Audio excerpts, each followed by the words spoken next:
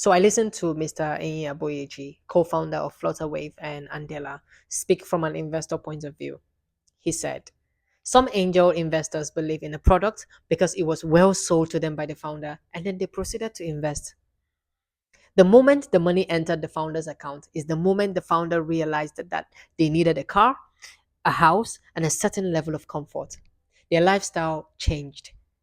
On the other hand, the investor's prayer shifted from may this investment yield good return on investment to may I at least recover my principal, even if it's just half of it.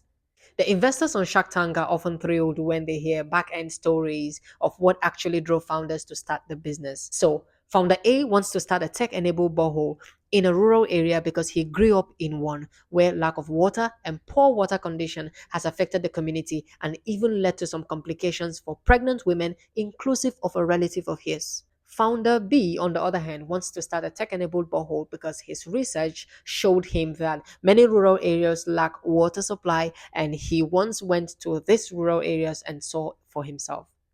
Both of them found the same problem, both of them have the same solution to this problem.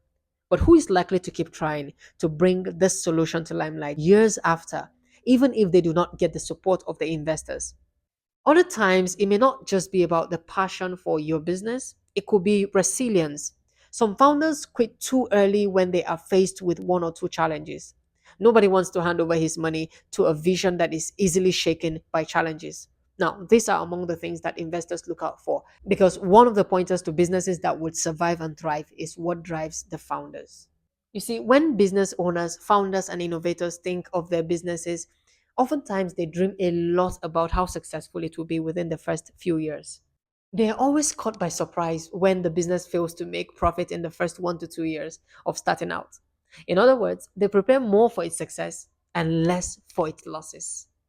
Amazon launched in 1994 with focus on growth. They invested heavily in infrastructure and expanding product offering.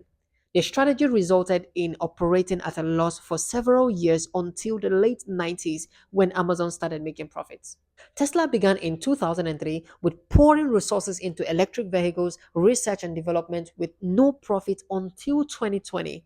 Look, I could go on and on, but take this from someone like me who is focused on solving funding issues for innovators.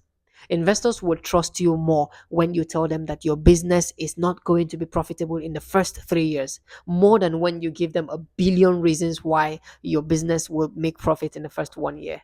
Now, that said, have a good business plan that gives you a financial projection with realistic forecast so that while you might not be able to foretell how successful your business will be in the next 5 years, you can at least project based on where your business is coming from so far, where it currently is, and where it is going based on the current capacity that you have. When it comes to execution, it's easier to describe execution by mouth until you get to work. It's almost impossible to figure out everything before execution. Now, as you begin executing, you begin to discover technicalities, structures, and styles that need to be revisited, updated, or replaced in the process. But even at that, surround yourself with smart people, especially in other fields, who objectively criticize and ask the right questions to avoid avoidable surprises in future. You may be the best in the technical side of execution, but if you do not have someone handling the business side of it, then you'll be forced to play both roles, which leads to poor execution in the end. Execution also involves marketing plan. Having served in the marketing niche for over 7 years, I can tell you for free that I have seen great businesses that ended in the marketing phase as a result of poor knowledge of positioning and marketing for their target audience. One of my funny experiences is when a brand's marketing budget is $100, but they want to market and sell over $1 million worth of products. How do you solve these problems?